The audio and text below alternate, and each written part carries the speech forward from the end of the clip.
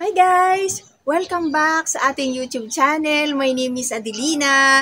So ngayon po, samahan po ninyo ako sa aking isi-share sa araw na ito. Tara na po guys! Ito po guys yung aking isi-share o yung ating dugong kasi napansin ko po kanina na may maitim po dun sa kanyang ilalim, itong isang dugong natin. Kasi nag-check po ako ng mga puno ng ating mga dugong, sinilip ko. Nakita ko maitim, kaya po bubunutin ko ito, i-check natin kung anong meron dito. Mukhang pineste po yung ating dugong, unang-una pa naman ng taon natin. Unang buwan pa naman ng taon ngayon, tapos ang aga pistehin ng ating dugong. So, ito guys, oh. Ay, nako.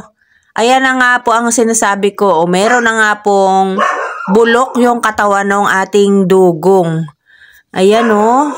May mga puti po na makikita tayo dito. Ayan, oh. Ay, nako. Puputulin ko na lang po ito guys para po ma-save natin yung ating dugong. Ayan, kailangan nating ikat ito para mabuhay pa siya dahil kung hindi natin ito tatanggalin, baka mamatay ng tuluyan. Paakyat po ng paakyat sa taas yung nabubulok. Ang ingay ng aking bebe, pasensya na po kayo. Ayan, gugupitin ko po ito hanggang mawala yung kulay itim. Kailangan po mawala yung kulay itim bago natin siya i-air dry. Kapag nawala na po itong itim na ito, kailangan maubos natin. Saka ko po ito i-air dry guys. So, medyo matagal natin itong i-air dry hanggang sa makita nating matuyo yung ilalim. Ayan, o. Kitang-kita po dito yung kulay, namumuti. Tsaka, mukhang nabulok na yung mga ugat niya. So, ito. Ayan, tanggalin natin guys itong iba pang natitira na nabubulok. Masisave pa po ito kasi meron pa tayong nakikita dito na kulay green at saka may matitira pa talaga sa kanya. Oh. Ito pong hawak kong ito, sadyang maliit po ito compare natin do sa dalawa nating dugong. Kasi kasama siya nung isa nating dugong dahil nag-check kasi ako kanina, tinanggal ko po yung ibang sanga o ibang tangkay ng ng bulaklak. Kaya po inalis ko. Ay nasilip ko ito. Na-interrupt ako dito sa aking abebe, ang ingay-ingay. Ayun, taas yun. Tinanggal ko kasi tuyo na po yung mga tangkay noong naging bulaklak ng ating dugong. So ayan ha. Natanggal na natin guys yung mga nabulok dito sa katawan ng ating dugong. Sasaidin ko lang po yung mga natitira pa para at least wala na po talagang matitira dito na nabubulok. So ayan na, wala na. Ipapatong na lang natin guys doon sa ating pinagtanggalan. Doon ko na lang po ilalagay sa kanyang pot dito sa gilid. Ayan, dito natin siya ilalagay hanggang sa ma-air dry. Kasi dito po, mainit sa ating garden tapos mahangin, kaya mabilis po siyang matuyo.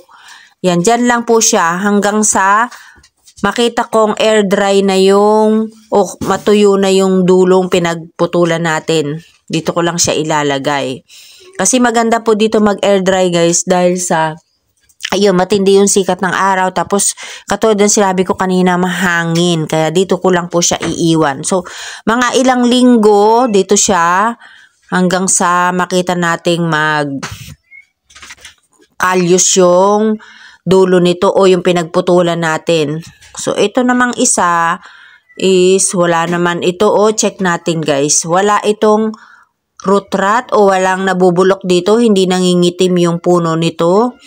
Kaya titingnan natin, pati itong isang ito, wala naman siya. Ayan, silipin natin. Medyo mahirap masilip kasi matigas po yung mga dahon. O ito, wala rin po. Ayan, wala rin tayo makikita dito na nangingitim. So, hindi sila na peste, yung tatlo. So, yung isa lang po yung na peste ng mga dumadapo sa ating mga sakis, yung mga mealybug, aphids, yung mga ganyan. Sila po yung na murwisyo ng maaga sa year of 2024. Ayan, nakakainis talaga sila. Ang ganda ng ating mga halaman pero pinepeste nung mga peste, dinadapuan. Kaya kahit ang ganda ng halaman natin, sila po yung pumapatay sa ating mga halaman. Kaya pala may nakita akong mga langgam. So, dyan muna po siya hanggang sa ma-air dry siya. Hintayin natin ng ilang linggo. At hindi ko na binibilang kung ilang linggo po sila. Basta makita ko lang po na ma-air dry na yan, saka ko ipapatong siya sa lupa.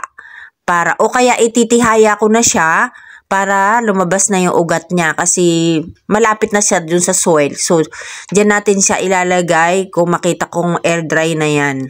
Guys, i-check na po natin ngayon yung ating pinugot na dugong kasi after 21 days, ito na siya. Tinignan ko ngayon is meron na po siyang ugat kasi nung bumalik po ako galing sa probinsya, nakita ko meron na siyang lumabas na ugat kaya ipinatong ko na po sa kanyang soil dito. Dapat pala hindi ko muna ipinatong pero makikita pa naman po ninyo dito guys yung ugat niya. So ayan, tingnan natin guys. So, ito na po siya. Dahil nung in-air dry natin, nakita po ninyo na pinatong ko lang siya dito. Tapos nung bumalik ako galing sa probinsya, nakita ko po may lumabas ng ugat. Kaya ipinatong ko na siya dyan. Ito po, tingnan ninyo siya. 21 days, meron na siyang ugat. So, ayan, ipinatong ko na po dito. Kaya meron na siyang soil. Ayan, Ang bilis po niyang, ayan, ang bilis po lumabas ng ugat. Tamo. Ang bilis pong ma-air dry kasi mainit po dito sa ating garden. Ayan, Ayan na yung ating pinugot. Tapos, nilagay ko na dyan para kumapit siya.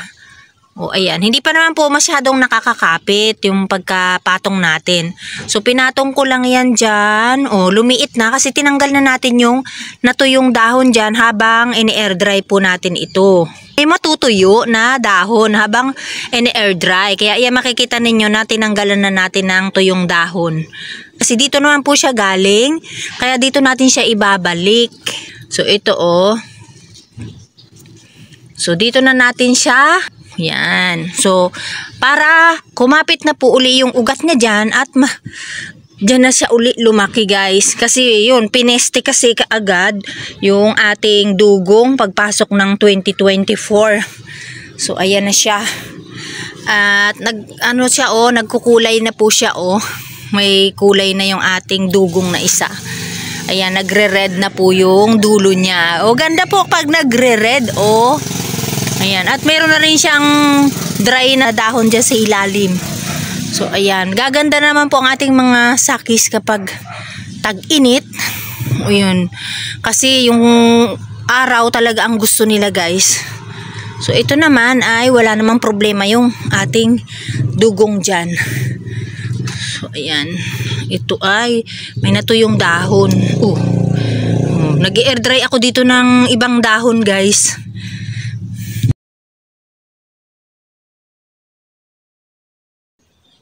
So, yun na po guys ang aking share at maraming pong salamat sa inyong panonood. Thank you for watching at mag-ingat po kayong lahat. Bye!